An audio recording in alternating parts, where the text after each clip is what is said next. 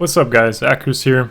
This is just meant to be a soft introduction that I'm actually introducing a brand new video series. And this is, I guess we have Zane to thank for this.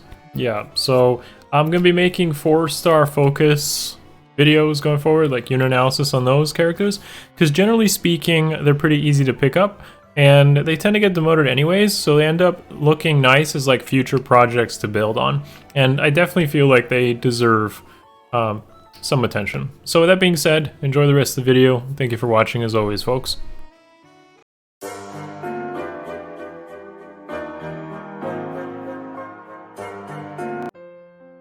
Hey guys, Akariss here, bringing you another 4-star focus video. As I mentioned in the intro, this is going to be a series going forward, and today's focus will be Seteth. So hopefully you take something out of this and enjoy the video. I'm going to preface these videos always with the math behind it, because unfortunately 4-star focuses and like demotes in general, if it's seasonal they don't even get demoted, but they're still pretty easy to pick up. The math is on my left here. Of course, this is picked up from the Game Press website. And yeah, you got to make sure you're informed before you commit to these sort of decisions. So Seteth will likely, I'm pretty sure he gets demoted after this, and you got to keep in mind like how many copies you may need now, or how many you expect to pick up later, like through a potential blue summoning session. So realistically, it's pretty easy to get them, at least a single copy, a +1, and eventually a merge project, which is pretty important to think about, especially when a lot of these new units can be used as arena cores. They kind of just outperform the old ones, don't need dual skills, anything crazy like that. So think of like most people picking up like at least a copy of every 4-star focus and less than like 50 orbs or so. Pretty good stuff. And if you like the flowers or the feathers that you also get from such unit, or use them as a bonus unit in AR for example, you definitely can find a lot of value out of them. But with that being said, let's actually talk about Seteth himself. That's today's video. Future 4-stars will be covered as well. So Seteth is, well, he's got the benefit of having 172 stats, which is, you know, a lot. It's a lot in 2020, but it's not really distributed in a way that I would feel is the greatest. Too much is probably an HP. Attack and speed is good, but the res is actually, I feel like, a detriment to him, and I will cover it, of course, but I think Seteth is more of like, this is like, I like, he's like a favorite more or less than just like a really useful unit. He's okay, but I don't think he's amazing.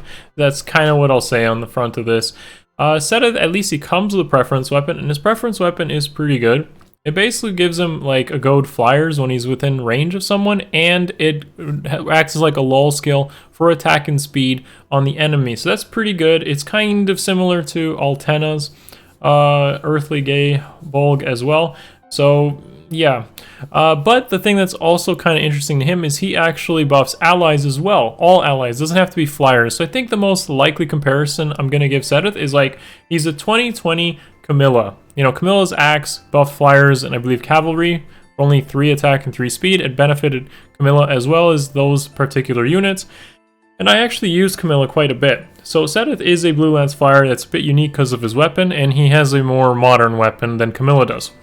However, Camilla had low HP, distributed among other stats, and has a high res stat, so is actually pretty good as a support unit. And this is why I feel like Corrin is still good to this day though, because you can definitely like adjust his stat spread or use the right IVs to make him soak chills from tanks that you want to pair them up with, and that is huge. So Seteth's low res stat means he likely cannot soak chill res, cannot soak dark shrines that easily, and most likely will be supporting maybe bright shrines, chill attacks, or speed, which isn't bad, or he could potentially carry, but more on that in a bit. So what I will mention about Seteth is his fodder is nothing fancy. It's literally just drive attack at 5-star. We already had a Echidna at 4-star, and brazen attack speed is, again, whatever. So, yeah, not really picking up much from that. To be expected, to be honest. This is totally what we get from IS this day and age. Okay, so let's talk about builds. And, of course, at max investment, so especially when being a 4-star focus, there's, you know, 4-star focus and demote, you can definitely achieve this over the long term. Now he has a very nice HP stat, but the way you really want to use him, and I'm going to cover Astro Season, because in Light Season you can literally invest in anything, and the viability of all units is it doesn't really matter because Light Season is really easy due to Air and Peony being free and those just being amazing mythics. Whereas in Astra, viability between units actually ranges quite a bit. So I want to definitely touch on Astra viability. I feel if you use a melee tank in Astra, and as I covered this in yesterday's Nemesis video, you pretty much need Plumeria for having a range unit. You know, if you're going to use Seteth as a carry, for example, or Nemesis as a carry in Astra Season, you want Plumeria because she's ranged. Or you need a bonus unit that's ranged, because getting stuck with a team comp that's like 5 melee units really limits your play options, like a lot. It's really horrible, it's horrendous, you don't want to do that. Now some of you might look at this build and be like, what the heck, why is Obstruct there? And why using attack defense solo and not IO shield? So I will touch on that a bit. I feel like Obstruct is pretty good. It's a good option in B, only because flyers in general are still fairly limited in good B skills, so it's more of like a budget option, with Joint Drive and Distant Counter being the premium options here. Obstruct works really well because all of the Astra Mythics are flyers, so they can really buff up Seteth in areas that he might want, like ward flyer stacking, like Naga, Altina, Plumeria, all pretty much giving like some sort of ward flyers behind him, or goad flyers potentially. I think he needs ward flyers more than goad for sure. Will definitely help him out a lot, and that's why I really value Obstruct, because it protects your units that are behind and supporting. However, QR is good, Mystic Boost is an option, Guard Bearing is definitely a choice as well, so like work with whatever fodder you have and mix and match if this guy is truly someone you want to use. I don't feel like he needs IO Shield, because most flyer effectiveness tends to be physically based through bows, and his defense stat is already really good, plus he's debuffing enemy, or not really debuffing, but neutralizing their bonuses and attacks. So generally he can actually take bow hits pretty well. However, be afraid of Cecilia, Merrick. Yeah, those guys will hurt because they're magical based. You don't really want to put Seteth in that face, and even if he had IO'd shield, he still will be chunked pretty hard there.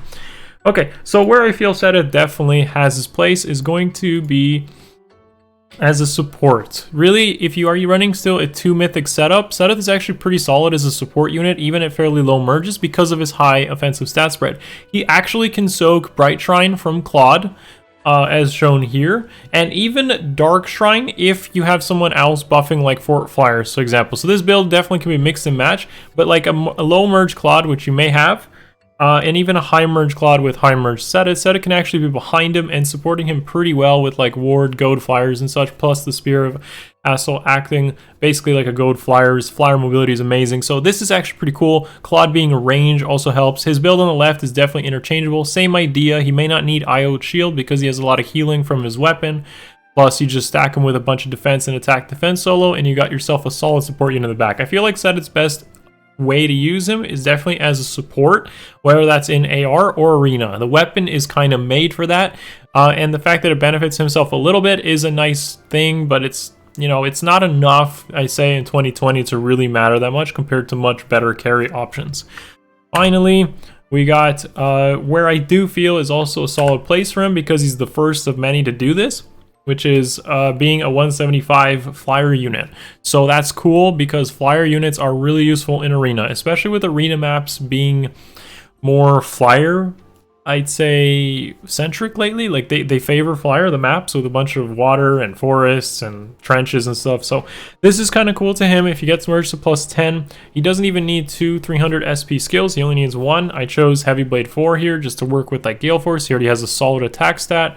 So using aerobatics and guidance, for example, you definitely can get yourself a really solid support unit. I feel like his best place is probably in like fire, maybe earth season, but definitely not water. That sounds a little bit painful with a bunch of magical and, you know, bow units there that are really threatening right now. So yeah, that's really good place to use them. Definitely fire season, I'd say.